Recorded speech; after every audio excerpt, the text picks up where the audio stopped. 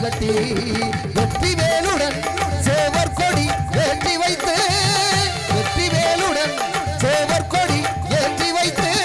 இந்த ராஜாதி ராஜனுக்கு முடி சூட்டுவோம் இந்த ராஜாதி ராஜனுக்கு முடி சூட்டுவோம் சந்தனம் மணக்குது கற்பூரம் ஜொலிக்குது